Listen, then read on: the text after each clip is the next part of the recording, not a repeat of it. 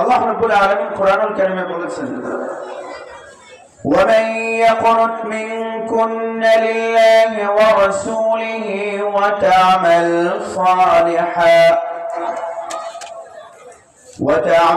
صالحا نؤتها أجرها مرتين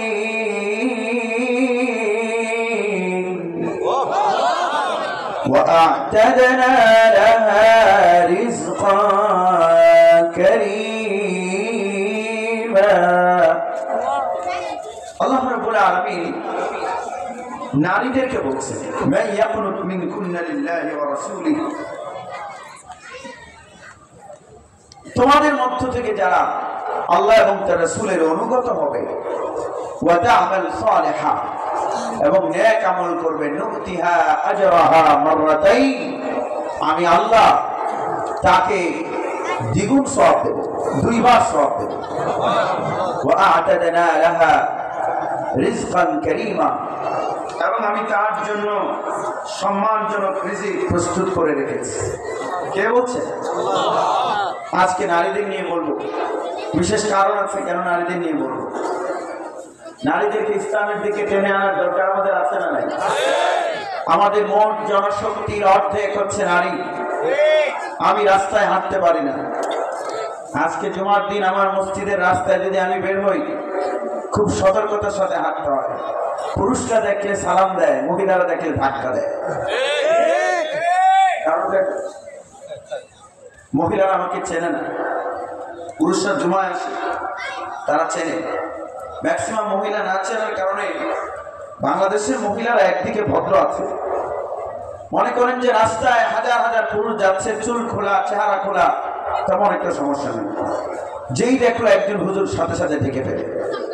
তার মানে হচ্ছে তারা কেবল হুজুরদেরকে পুরুষ মনে করে, বাকিদেরকে মহিলা মনে করে। ঠিক না? তো আমাদের রাস্তায় মাঝে মধ্যে ধাক্কা খেতে পারে, আনইনটেনশনালি, অযাচিত ভাবে, আনএক্সপেক্টেডলি, অপ্রত্যাশিত ভাবে।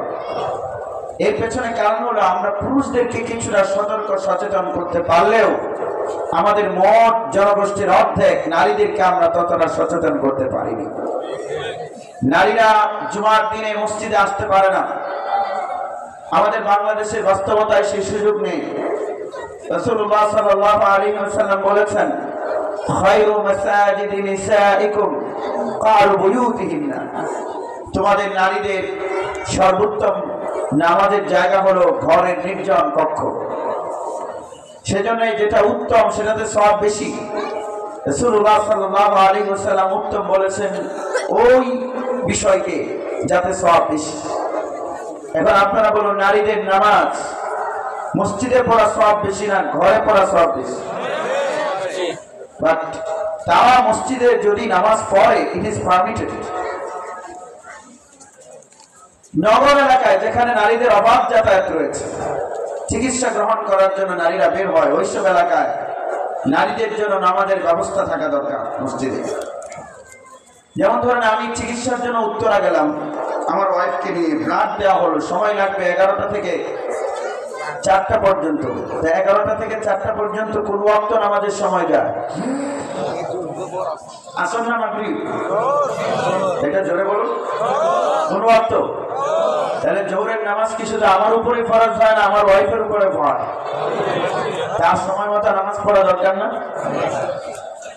সম্মানিত হাজিরিন, কিন্তু আমাদের নারীরা মসজিদের জুমার আলোচনা শুনতে পারেন না বলে তারা দ্বীনি শিক্ষা থেকে অনেকটা পিছিয়ে থাকেন। তাদেরকে আমরা পরিবর্তন করতে পারি না।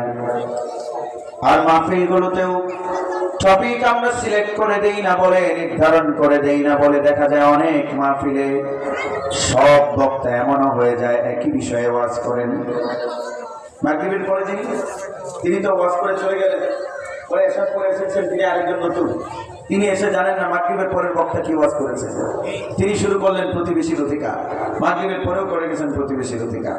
এরকম উল্টাপাল্টা হওয়ার সম্ভাবনা আছে না নাই? আমাদের মাহফিলগুলো খুব একটা পরিকল্পিত নয়, গোছানো নয়। এজন্য আমি আজকে চাচ্ছি বিশেষ কারণে মা বোনদেরকে নিয়ে কিছু কথা বলার জন্য। শুরুটা হলো নারীদেরকে আল্লাহ পাঠিয়েছেন জান্নাতের দোয়ার খুলে দিতে। সম্মানিত হাজিরিন, নারীরা আমাদের জন্য কিসের দোয়ার খুলে দেয়? জাহান্নামের না জান্নাতের? এইভাবে আস্তে উত্তর দিলে আমারও শুনতে পারবেন না। জাহান্নামের না জান্নাতের? আমরা সেই কন্যাদেরকে, মেয়েদেরকে জাহান্নামে যাওয়ার ওসিলা কেন বানাবো?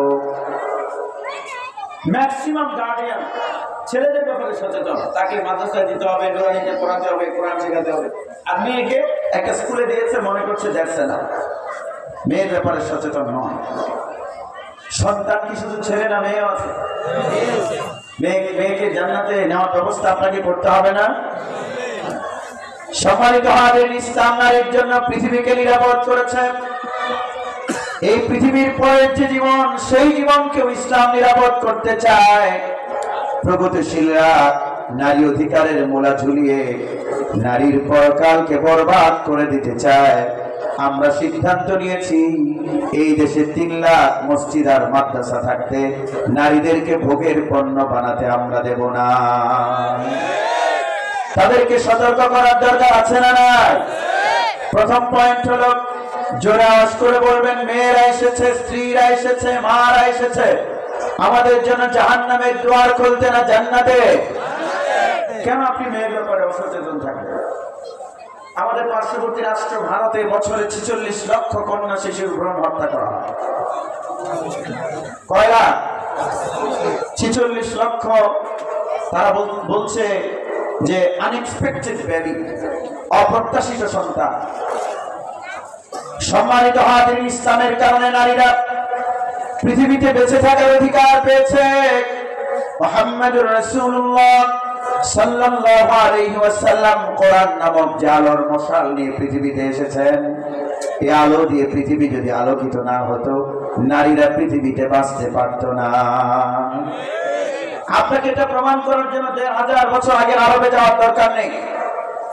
জাতিসংঘের সহযোগী সংস্থা ইউএনএফপিএ বলেছে 22 ফেব্রুয়ারি 2020 তারা রিপোর্টে বলেছে, আমাদের পার্শ্ববর্তী রাষ্ট্র ভারতে এই সায়েন্স এন্ড টেকনোলজি, বিজ্ঞান এবং প্রযুক্তির এই সময়েও বছরে 46 লক্ষ কন্যা শিশুর ভ্রূণ হত্যা করা হয়। নাউযুবিল্লাহ। আসতে বললেন আমার ভাইরা, ভারতীয় কোন হিন্দু তারা এতটাই পশ্চাৎপদ, তারা যখন দেখে তার স্ত্রী প্রেগন্যান্ট হয়েছে, গর্ভবতী হয়েছে, ওই প্রেগন্যান্ট স্ত্রীকে হাসপাতালে নিয়ে আল্ট্রাসোনোগ্রাম করায়। আল্ট্রাসোনোগ্রাম করিয়ে দেখে পেটের সন্তানটা ছেলে নাকি মেয়ে। যখন দেখে পেটের সন্তান মেয়ে, সঙ্গে সঙ্গে ইনজেকশন পুশ করে আবর্ষণ করিয়ে ফেলে, গর্ভপাত ঘটিয়ে ফেলে, ভ্রূণ থাকাকালেই ওই বাচ্চাটাকে মেরে ফেলে। আরো জোরে বলুন নাউযুবিল্লাহ। কেন? তারা কন্যাকে অপ্রত্যাশিত মনে করেছে। আপনাদের কাছে জানতে চাই, নারীর জন্য যদি পৃথিবী অনিরাপদ হয়, তাহলে সামনের পৃথিবীটা থাকবে? কেন থাকবে? আমরা বাংলাদেশে বর্তমানে যদি 8 কোটি নারী থাকে, সবাইকে মেরে ফেলি। ভারতের যদি সংস্কৃতি বাংলাদেশে প্রতিষ্ঠিত হয়, সেটাই হবে। অত্যন্ত দুঃখজনক হলো, আমার দেশের নারীরা ভারতীয় টেলিভিশন চ্যানেল দেখে। স্টার জলসা, জি বাংলা বাংলাদেশে আছে না? অথচ চ্যানেলগুলি চালু থাকে। বাংলাদেশের সংস্কৃতিতে যদি ভারতীয় সংস্কৃতির অনুপ্রবেশ ঘটে, তাহলে নারীদের কপালে লাল বাতি আগে জ্বলবে। সম্মানিত হাজিরিন, আমরা যদি 8 কোটি নারীকে মেরে ফেলে আজকে, আমরা নিয়ত করলাম শুধু পুরুষরাই বাঁচবো, নারীদেরকে রাখবো না। 100 বছর পর বাংলাদেশের বাস্তবতা কি হবে বলুন? কি হবে? একটু জোরে বলো।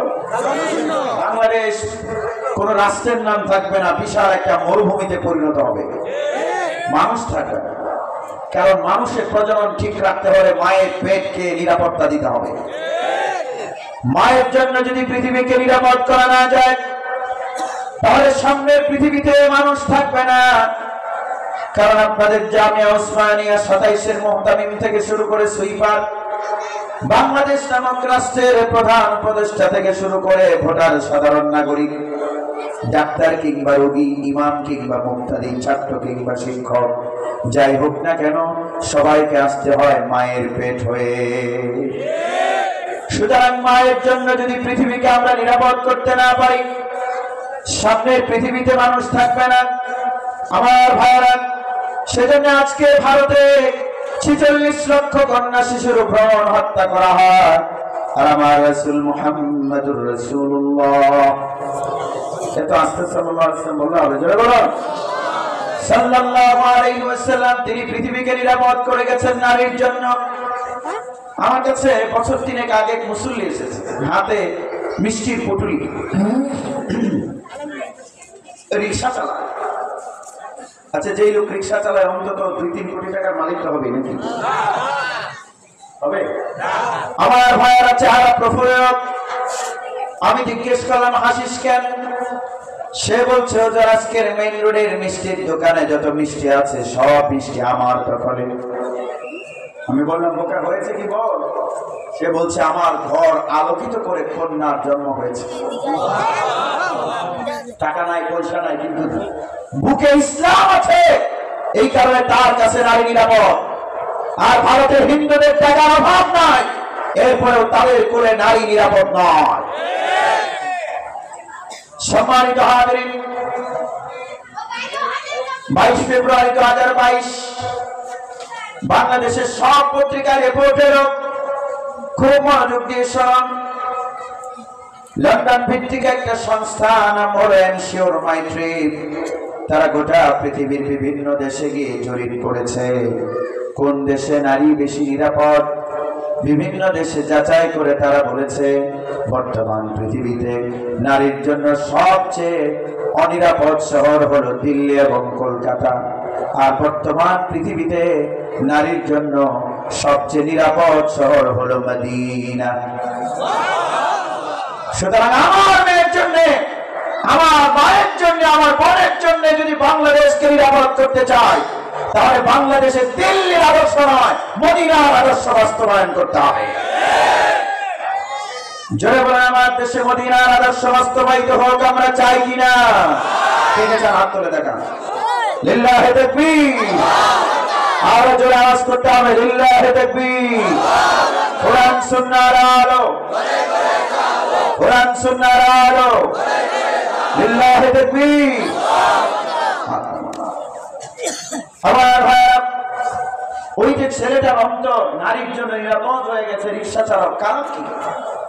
এর পেছনে কারণ হলো মুহাম্মদুর রাসূলুল্লাহ সাল্লাল্লাহু আলাইহি ওয়াসাল্লাম। আজকের ভারতে বছরে ৪৬ লাখ কন্যা শিশুর ভ্রূণ হত্যা করা হয়। আর আমার প্রাণের নবী মুহাম্মদুর রাসূলুল্লাহ সাল্লাল্লাহু আলাইহি ওয়াসাল্লাম যখন এসেছেন পৃথিবীতে, পৃথিবীটা নারীর জন্য নিরাপদ ছিল। কন্যার জন্ম হলে মানুষগুলো বুকে, গালে, কপালে চাপড়াতো, চিৎকার করে বলতো আমি কেমনে মুখ দেখায়, আমার ঘরে মেয়ে হয়েছে, আমি কেমনে মুখ দেখাবো মানুষের কাছে? আমি থাকবো না, আমি চলে যাব লালমনিরহাট, আমি চলে যাব বান্দরবান, আমার ঘরে মেয়ে হয়েছে, কলঙ্ক আমার, আমি এই মুখ মানুষকে দেখাতে চাই না। এমন একটা সমাজে পৃথিবীতে এলেন বিশ্ব মানবতার পরম বন্ধু মুহাম্মদুর রাসূলুল্লাহ সাল্লাল্লাহু আলাইহি ওয়াসাল্লাম।